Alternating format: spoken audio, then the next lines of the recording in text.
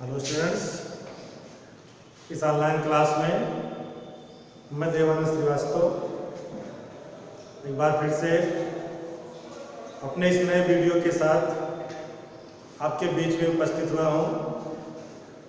Students, आपने हमारे पिछले वीडियो में देखा था कि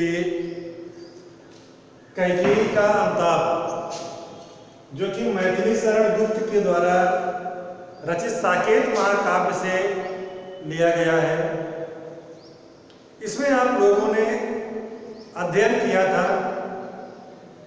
कि जब चित्रकूट में राम की कुटिया के सामने एक सभा बैठी हुई है और उस सभा में सब लोग चुपचाप केवल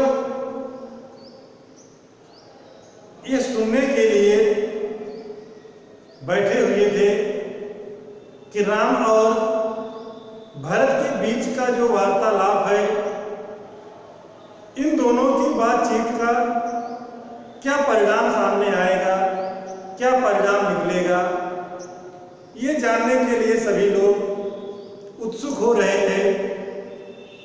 और इसी बीच में श्री राम ने भरत से उनकी अभिलाषा पूछी, उनकी मनोकामना पूछी।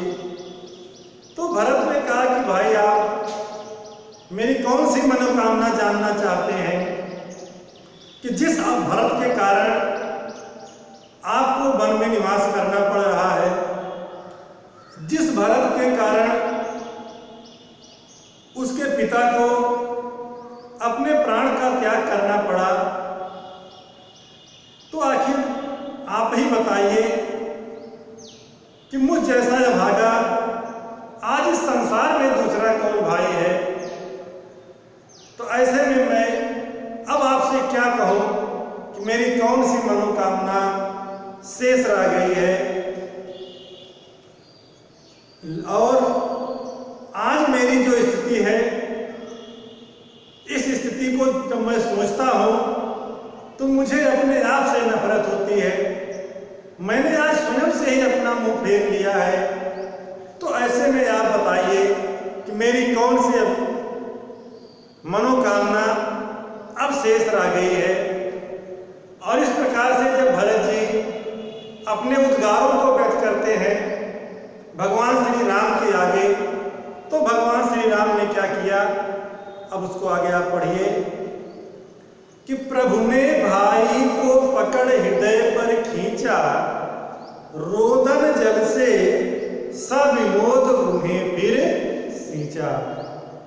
कि भगवान श्री राम ने भरत की ऐसे बातों को सुन करके अपने भाई भरत को अपने हृदय पर खींचा, अर्थात खींच करके उन्हें अपने गले से लगा लिया। रोदन जल से सविनोद उन्हें फिर सींचा। सविनोद आनंद के साथ रोदन जल से, अपने आंसुओं के जल से उन्हें सींचने लगे, उन्हें तृप्त करने लगे। कि भगवान श्री राम ने भरत की बातों को सुनकर उन्हें खींच करके अपने गले से लगा लिया और अपने आंसुओं के जल से अपने भाई भरत को आनंद पूर्वक तृप्त करने लगे। और उन्होंने क्या कहा, उसके आशय की थाह मिलेगी किसको, जनकर जननी ही जान न पाई जिसको। और भरत को दिलासा देते हुए भगवान श्री राम ने कहा कि उसके आशय की थाह मिलेगी किसको। कि उसके आशय की, आशय माने विचार, कि उसके विचारों की थाह, नाप भला किसे प्राप्त हो सकती है, उसके विचारों की थाह भला कौन ले सकता है। जनकर जननी ही जान न पाई जिसको, जिसको जन्म देने वाली स्वयं उसकी माता ही नहीं जान पाई। कि जनकर जननी ही जान न पाई जिसको, जिसको जन्म देने वाली उसकी माता ही नहीं जान पाई। और जब भरत से राम ने कहा कि हे भाई भरत, उसके विचारों की थाह दूसरा भला कौन नाप सकता है जिसे उसे जन्म देने वाली माता ही नहीं जान पाई है। तो इसी बीच में कैकेयी बोल पर उठती है और कैकेयी क्या बोलती है, यह सच है तो अब लौट चलो तुम घर को, चौंके सब सुनकर अटल कैकेयी स्वर को। कैकेयी क्या कहती है कि यह सच है तो तुम लौट चलो अब घर को, कि हे बेटा राम, अगर तुम्हारे द्वारा कहा गया यह शब्द सत्य है तो तुम मेरी यह बात मानो कि इसलिए अब तुम वापस अपने घर अयोध्या को लौट चलो।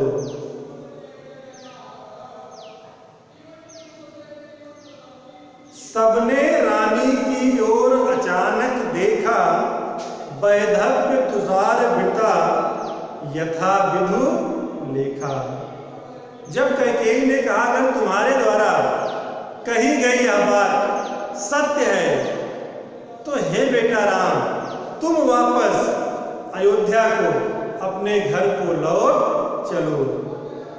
तो कैकेयी के ऐसे अटल स्वर को सुनकर, कैकेयी के ऐसे दृढ़ निश्चयी स्वर को सुन करके सभी लोग चौंक गए और चौंक करके अचानक ही सब लोग रानी कैकेयी की तरफ देखने लगे।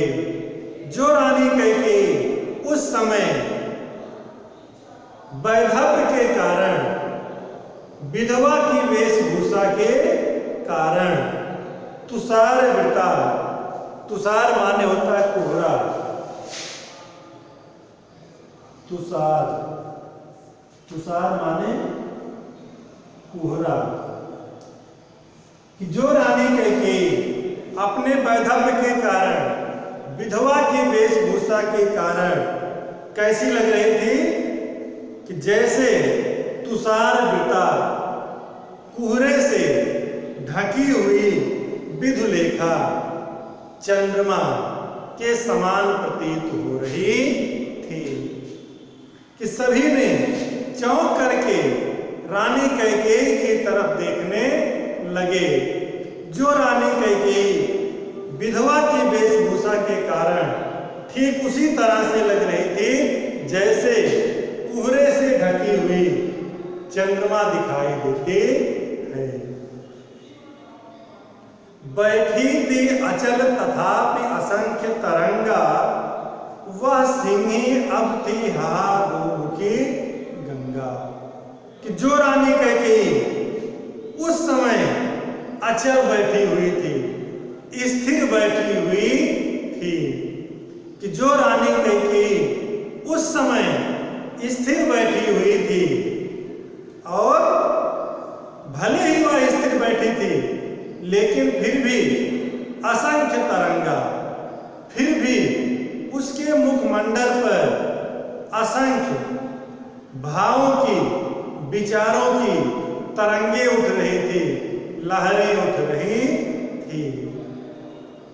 वह सिंही अब थी हाहागोमुखी गंगा, वह सिंहनी के समान गर्जना करने वाली रानी कैकेयी आज इस चित्रकूट की सभा में गोमुखी गंगा, गोमुख से निकलने वाली पवित्र गंगा के समान मधुर वाणी बोल रही थी। हाँ जनकर भी मैंने न भरत को जाना। और तब कैकेयी ने कहा कि हाँ जनकर भी मैंने न भरत को जाना। कि रानी कैकेयी ने कहा कि हे बेटा राम, यह तुम्हारी बात पूरी तरह से अपने बेटे भरत को कि हे बेटा राम, मेरी यह बात पूरी तरह से मैं कह सकती हूं कि मैंने जन्म दे करके अपने इस पुत्र भरत को भली भांति नहीं जान सकी हूं। सब सुन ले, तुमने स्वयं अभी यह माना। और ये बात यहां पर उपस्थित, सभा में उपस्थित सभी लोग इस बात को भली भांति सुन ले, और तुमने भी इसे अभी अभी माना है, और तुमने भी कहा है कि जनकर जननी भी जान न पाई जिसको। यह बात तुम्हारी सही है कि मैंने भरत को भले ही जन्म दिया है, लेकिन मैंने भरत के मनोभावों को नहीं जान सकी। और ये बात यहां पर उपस्थित सब लोग सुन ले, जिस बात को तुमने अभी अभी माना है। और आगे कहती है, क्या कहती है कि यह सच है तो फिर लौट चलो तुम घर को, अपराधिक मैं हूं तात तुम्हारी मैया। कैकेयी ने कहा कि यह सच है तो फिर लौट चलो घर भैया, कि हे बेटा राम, अगर तुम्हारे द्वारा कही गई यह बात सत्य है तो हे बेटा राम, तुम वापस अपने घर को लौट चलो, क्योंकि मैं ही तुम्हारी वास्तविक अपराधिनी हूं। इस वन को भेजने में सारा दोष मेरा है, इसलिए मैं तुम्हारी सच्ची अपराधिनी हूं, और तुम वापस अपने घर को लौट चलो।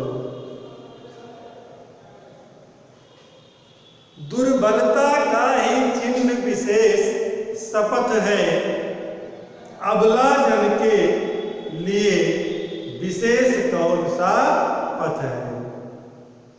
कैकेयी ने कहा कि दुर्बलता का ही चिन्ह विशेष शपथ है, कि किसी भी मनुष्य की दुर्बलता का जो विशेष चिन्ह है वह शपथ होता है, कि जब कोई मनुष्य अत्यधिक दुर्बल हो जाता है तो वह शपथ का सहारा लेता है। लेकिन अबला जन के लिए कौन सा पथ है? लेकिन तुम बताओ, मुझ जैसी अबला स्त्री के लिए शपथ के अतिरिक्त दूसरा कौन सा मार्ग है? अगर आज मैं शपथ खा करके अपने आप को निर्दोष सिद्ध करना चाहूं तो बताओ, मेरे लिए शपथ के अतिरिक्त दूसरा कौन सा पथ है, दूसरा कौन सा मार्ग है? यदि मैं उत्साही गई भरत से हूं तो पति समान ही स्वयं पुत्र भी हूं। कैकेयी कहती है कि हे राम, मैं इस सभा में आज शपथ खा करके यह बात कहती हूं कि अगर मैं अपने पुत्र भरत के द्वारा जरा सा भी उकसाई गई हूं, अगर तुम्हें वनवास दिलाने में भरत का जरा सा भी योगदान है, तो जिस प्रकार से मैंने अपने पति को खो दिया है, उसी प्रकार से मैं अपने पति को भी खो दूं। यानी कैकेयी कहती है कि अगर तुम्हें वनवास दिलाने में मेरे साथ भरत किसी भी प्रकार से शामिल रहा होगा, तो मैं यह शपथ खा करके कहती हूं कि जैसे मैंने अपने पति को खो दिया है, उसी तरह से मैं अपने पुत्र को भी खो दूं। ठहरो मत रोको मुझे, कहूं सो सुन लो, पाओ यदि उसमें सार सभी तो चुन लो। कैकेयी कहती है कि सभा में उपस्थित जितने लोग यहाँ पर हैं वह ठहर जाएं, और कोई मुझे आज कुछ भी कहने से ना रोके, और मैं जो भी बात कह रही हूं उसे सभी लोग सुन लें, और अगर उसमें कोई सार पाएं उसमें कोई गूढ़ बात पाए तो उसे ग्रहण कर लें। करके पहाड़ सा पाप मौन रह जाऊं, राई भर भी अंताप न करने पाऊं। और कैकेयी कहती है कि क्या यह उचित है कि मैं पहाड़ के जैसा पाप करके राई भर भी पश्चाताप न करने पाऊं? कि क्या मैं पहाड़ के समान पाप करके भी मौन रह जाऊं और थोड़ा सा भी मैं पश्चाताप न करने पाऊं? तो ये कहाँ का न्याय है कि इतना बड़ा मैंने पाप कर दिया है, उसके बदले में मुझे थोड़े से भी पश्चाताप करने का अवसर न दिया जाए। थी स नक्षत्र सस निशा ओस टपकाती, रोती थी नीरव सभा हृदय थपकाती। कि थी स नक्षत्र सस निशा ओस टपकाती, कि उस समय चंद्रमा और तारों से युक्त, कि उस समय चंद्रमा और तारों से युक्त निशा रात्रि ओस टपकाती, ओस की बूंदें गिरा रही थी। अर्थात आकाश से जो ओस की बूंदें गिर रही थी और उस समय आकाश में चंद्रमा और तारे उगे हुए थे। तो थी स नक्षत्र सस निशा ओस टपकाती, कि आकाश चंद्रमा और तारों से युक्त था और रात ओस की बूंदें गिरा रही थी। तो आकाश से तो ओस की बूंदें गिर रही थी, लेकिन पृथ्वी पर रोती थी नीरव सभा हृदय थपकाती। और यहाँ पृथ्वी पर सभा में उपस्थित सभी लोग नीरव, नीरव माने होता है शांत, शांत या चुप। कि आकाश चंद्रमा और तारों से युक्त था और रात चुपचाप ओस की बूंदें गिरा रही थी। और इधर पृथ्वी पर रोती थी नीरव सभा हृदय थपकाती, कि सभा में उपस्थित सभी लोग चुपचाप अपने हृदय को थपकाते हुए, अपने हृदय पर थपकी देते हुए रो रहे थे। उल्कासी रानी दिशा दीप्त करती थी, कि आज उस चित्रकूट की सभा में रानी कैकेयी एक उल्का के समान, कि रानी कैकेयी एक उल्का के समान सभी दिशाओं को दीप्त करती थी। दीप्त माने होता है दीप्त, प्रकाशित। कि रानी कैकेयी उल्का के समान सभी दिशाओं में प्रकाश भर रही थी। रानी कैकेयी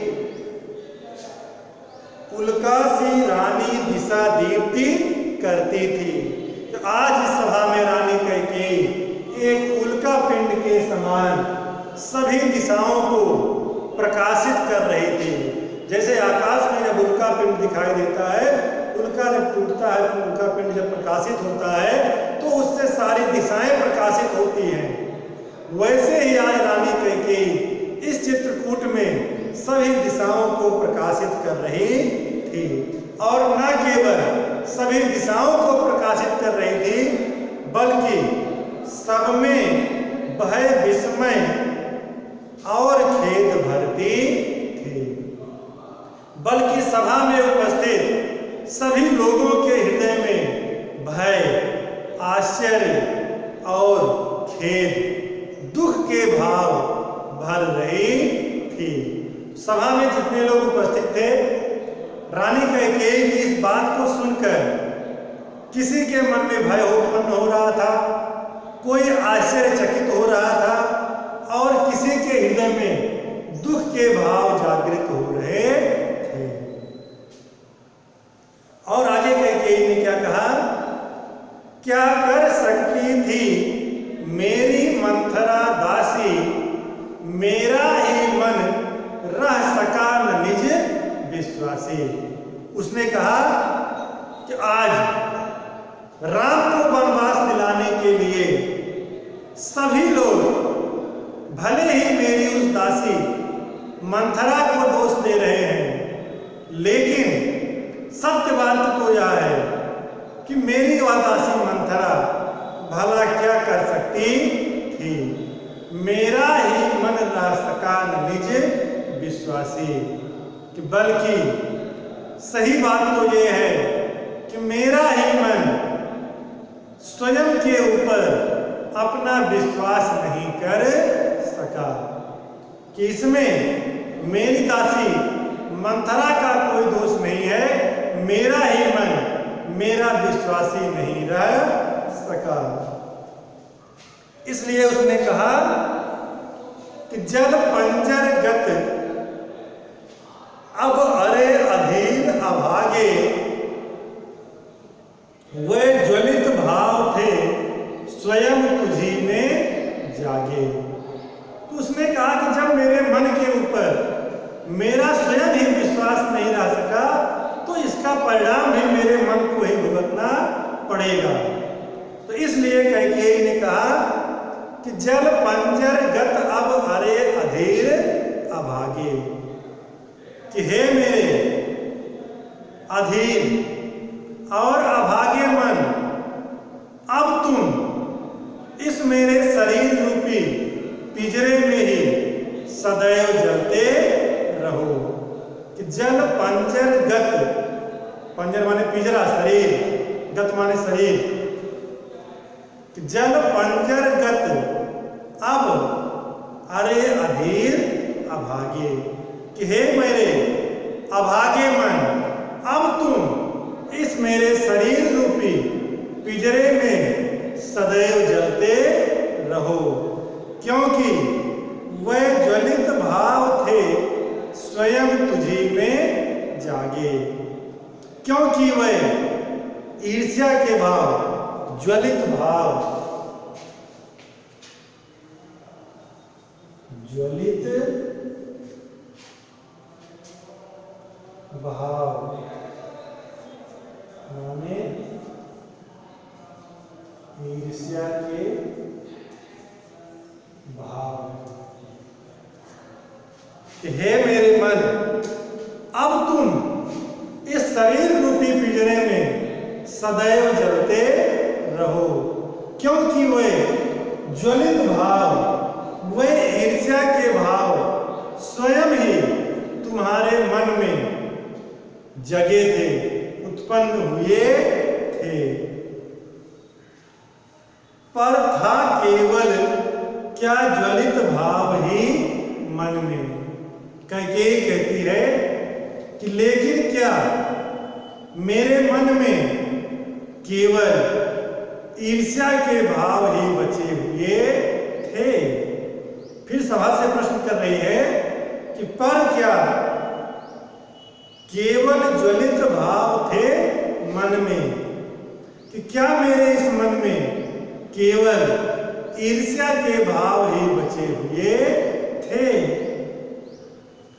क्या शेष बचा था कुछ न और इस मन में, क्या मेरे इस मन में ईर्ष्या के भाव के अतिरिक्त और कोई दूसरा भाव शेष नहीं बचा हुआ था।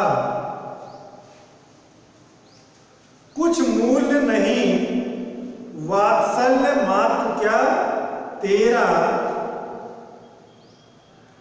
पर आज अन्य सा हुआ वत्स भी मेरा। कैकेयी कहती क्या मेरे इस हृदय में केवल ईर्ष्या के भाव ही बचे हुए थे, इसके अतिरिक्त क्या मेरे मन में दूसरा कोई भाव शेष नहीं बचा हुआ था। क्या वात्सल्य के नाते, क्या पुत्र प्रेम के नाते मेरे इस मन में कुछ और शेष नहीं बचा हुआ था? कि क्या मेरे इस मन में पुत्र प्रेम के नाते कुछ और भाव मेरे मन में नहीं बचा हुआ था?